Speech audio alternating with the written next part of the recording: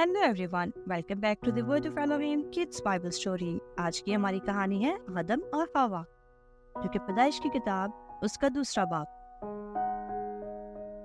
खुदा ने जमीन की मिट्टी से इंसान को बनाया और उसके नथनों में जिंदगी का दम फूंका तो वह जीती जान हुआ। खुदा ने उसका नाम आदम रखा। खुदा ने आदम की अच्छे तरीके से देखभाल की और उसके रहने के लिए मशरिक की तरफ आदम में एक बाग लगाया और उसे वहां रखा।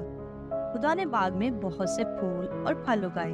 बाग के दरमियान में खुदा ने हयात का दरख्त और नेक व बद की पहचान का दरख्त भी लगाया। बाग को सैराब करने के लिए एक दरिया निकाला और उसमें से 4 नदियां यानी पिसून, जय्योन, नजला और फिरात। और खुदा ने बाग अदन में आदम को रखा कि उसकी देखभाल करे। आदम बाग की देखभाल करता और उसमें लगे हुए फलों को खाता था।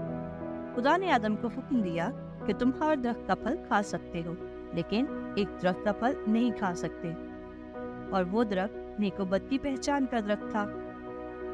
खुदा ने कहा कि अगर तुमने उस दरख्त का फल खाया तो तुम मर जाओगे। आदम ने खुदा की हदायत को तवज्जो से सुना और उस दरख्त का फल ना खाया। एक दिन खुदा तमाम जानवरों को आदम के पास लाया और खुदा ने उससे कहा कि उन सब के नाम रखो। मगर खुदा ये भी जानता था कि आदम को एक मददगार की जरूरत है। लिहाजा जब आदम ने तमाम जानवरों के नाम रखे तो खुदा ने आदम पर गहरी नींद भेजी और वो सो गया। और उसकी पसलियों में से एक पसली निकाली और उससे औरत को बनाया। और जब वो उठा तो उसके साथ एक औरत थी। खुदा ने उस औरत को आदम के लिए बनाया था ताकि वो उसकी बीवी बने।